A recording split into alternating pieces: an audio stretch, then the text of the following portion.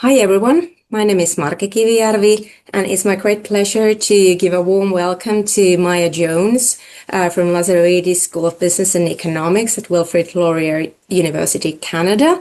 And Maya, together with Scott Ensign, also from the Lazaridis School of Business and Economics, wrote a fascinating teaching case entitled The Rotten Orchard, Exploitation of Migrant Workers in Canada's Apple Industry. And this teaching case by Maya and Scott is one of the finalists of the 2025 Dark Side Teaching Case competition by the Critical Management Studies Division of the Academy of Management. And I'm very happy to have this conversation with Maya about their case. So Maya, welcome and congratulations to you both on being among the finalists. Thank you so much for the warm welcome. I'm super excited to be a finalist at this Dark Side competition. It's such a great opportunity, super exciting. Happy to be here and share a little bit about my case. Wonderful. So, could you perhaps start off by telling us a little bit about the teaching case itself? So, what is it about, and what types of issues can we learn through this case? Absolutely. So my teaching case really does explore a deeply troubling case of worker exploitation and unethical business practices within Canada's temporary foreign worker program. So the case centers around Canadian Nectar Products, or CNP, which is an apple orchard venture in PEI in Canada. It was initially presented as a very ambitious project that was going to transform PEI, Canada's, potato growing hub, into this big apple growing region. This venture was initially backed by a lot of influential political figures, and so it quickly gained a lot of visibility and a lot of credibility, and therefore a lot of investor support.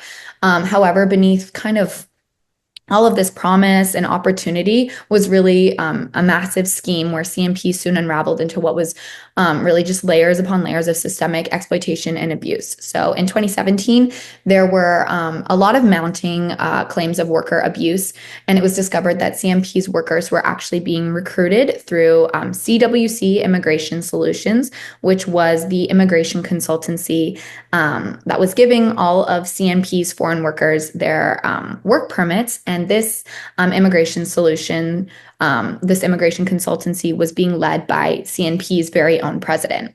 So CNP's workers were facing a lot of mistreatment, including wage theft, unfair housing, and then also exorbitant and unethical charges for these work permits. So in some cases, the CWC Immigration Solutions Consultancy would charge these workers thousands upon thousands, and I mean like $30,000 for these work permits. And then they would come and they would work at the orchard and they would be, severely abused, or they would come to the orchard and they would be turned away saying that this job doesn't exist, it's non-existent. So this case really does critically examine the failures within Canada's temporary foreign worker program, particularly how these closed work permits create a lot of dependency and vulnerability among foreign workers. So essentially, Canada's temporary foreign worker program only hands out what are known as closed work permits. So basically the workers are only able to work for one single employer. And the idea is that, they find the job first, then they try to, ensure that they have all the qualifications, all the requirements in order to perform the job. And then they apply for this work permit. So, it is kind of a smart system in the sense that it provides, it ensures that the worker is able to perform the work, and it provides these foreign citizens, a really great opportunity to work in Canada. However, these closed work permits are also extremely dangerous, because what happens when you apply for this work permit and you're tied to a single employer and you get there and they're abusing you, or you get there and they claim that they don't have, this job available for you. So you're, refused to even perform the job. So essentially between the years 2017 and 2021, 217 temporary foreign work permits were granted to these foreign workers to work at CNP. These permits kept getting approved year after year by Employment Canada.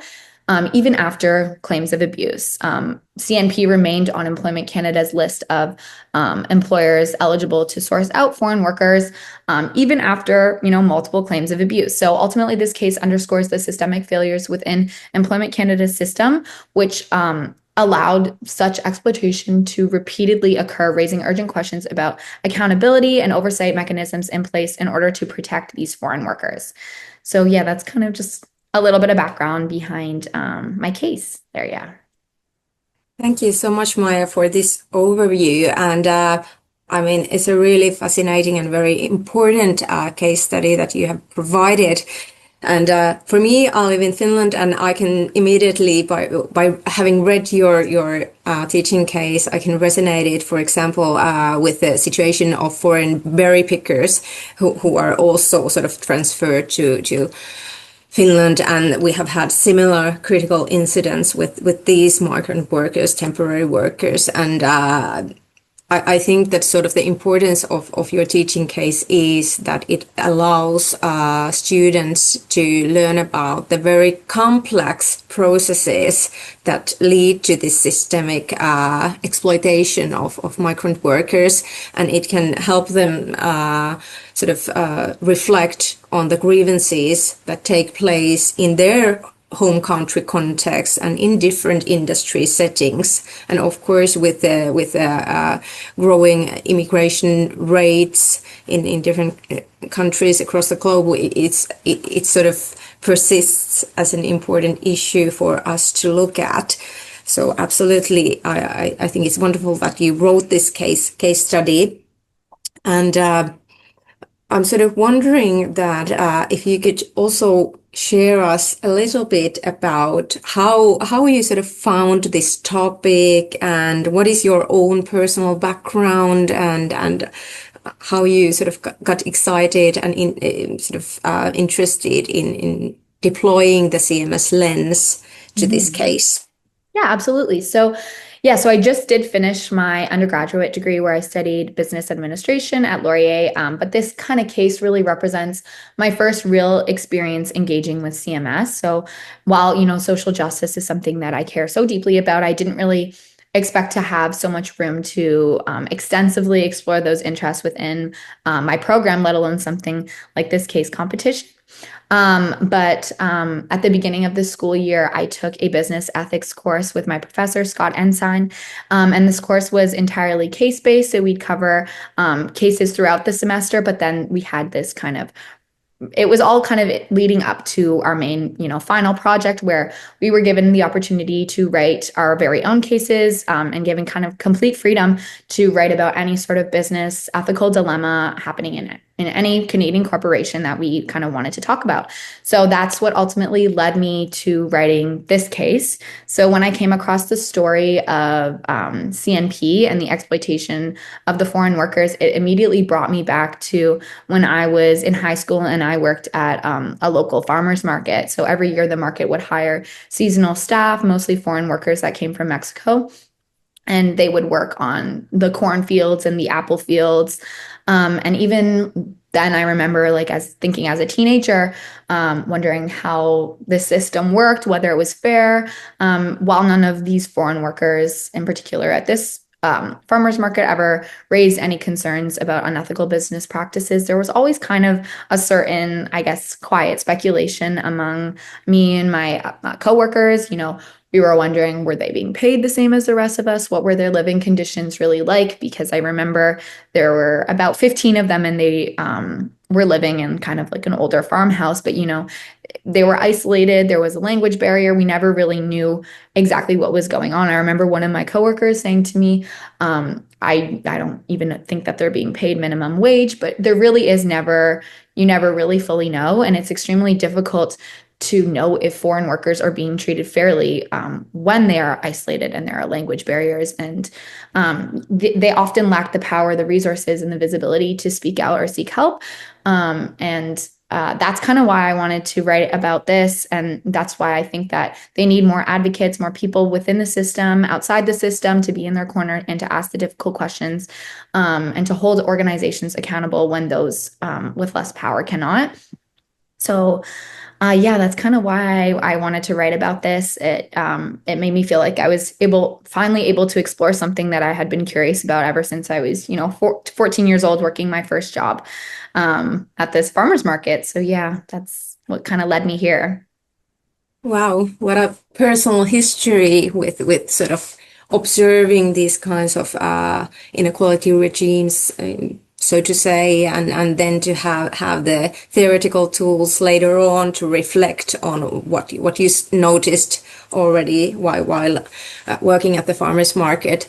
And I think that maybe what you just told us is very at the core of CMS scholarship, where we try to give voice to people whose life stories are often unheard and whose poor conditions are often not portrayed and not visible for others to see. And as you said, through CMS theorizing, we try to ask the difficult questions. And I think that through teaching cases, you are a part of the process of securing that also the future professionals in business studies, that they have the chance to be exposed to these types of questions, and they start noticing that these are as relevant questions for business studies than the usual business type of questions that sort of look for maximizing the profits. So it's very important job that you are doing. And I also thought that it's very interesting how you got engaged to this project as a school project, so to say, Yeah. and turned it into a teaching competition case. So congratulations! It's amazing that you have engaged so thoroughly with the case, and I think that it's very important for us to have different kinds of author positions to produce teaching materials. So I'm thinking that somebody who has just very recently graduated is in a very good position to understand what types of themes and what types of narratives and ways of presenting resonate with today's business students. So I think that the narrative that you produce is very relevant for the students. Thank you so much. I really appreciate it. This was such an interesting project, and it was really cool how it kind of it changed so quickly from a typical academic assignment into kind of what felt more like investigative storytelling. The more I researched, the more urgent the topic became. Running down rabbit holes, looking through Google reviews, employee testimonies. And it reminded me that writing isn't really just about reporting facts, but kind of trying to find a way to make sure that they're resonating with other people, and how it's such a powerful tool, to prompt reflection, to reveal injustices, especially, in a business context as well, where these conversations often go overlooked. So yeah, it was really an awesome project, and I'm so grateful that I was able to participate in it and participate in this case competition. I didn't, think that this was something that would come from me taking this business ethics course, but I'm so happy it did. And yeah, it's been such an amazing opportunity. Yeah, it sounds like it was an unexpected sort of chain of It was. events that resulted from sort of having a personal interest and then sort of going deeper and deeper as you described. Mhm. Now looking back at the process of writing, and you have described it quite a lot already, but is there something else that you would like to share with us? Is there some specific memory or feeling or something that sort of you have now Yeah. afterwards? I mean, it definitely, the whole process, it was cool to be able to work on something that really resonated with me and my personal experience in, the workforce, when I was 14 years old, working my first job, seeing all of these foreign workers coming in year after year, seeing, a yellow school bus come to pull up in front of the market and take them all to do their grocery shopping because now, after looking back and, realizing how the temporary foreign worker program works. They need to be provided housing, effective transportation. So this bus would take them all to Walmart and back so that they could get their groceries. And, seeing this all kind of tied together and how, it makes sense to me now. Is really interesting. So yeah, I think kind of just the fact that I was able to connect back to that and find a way to pull it together with this story with CMP and make sure that it resonates with others. Really, it just kind of goes to show how powerful experiences are and writing is, and exposing, what's really happening beneath the surface. It was all just a really cool experience. It felt like everything kind of just wrapping together. um yeah, so I guess, yeah, that's that. Thank you so much, Maya. And now that I'm listening to you and your experience, I can only hope that other business students would have similar opportunities to find meaningful case exercises or whatever types of exercises that really allow them to sort of do something that they find significant and sort of a path for learning and also a way for contributing to the greater social good. So it sounds like your journey has been amazing. So thank you for sharing that with us. And at this point, I just really want to thank you for having this conversation and also want to congratulate you and your co-author on being selected among the case competition finalists. Thank you so much. I really appreciate it. Thank you so much for letting me come in and share a little bit about my case and kind of my personal background. It's been super awesome. And yeah, thank you so much. Thank you. Thank you.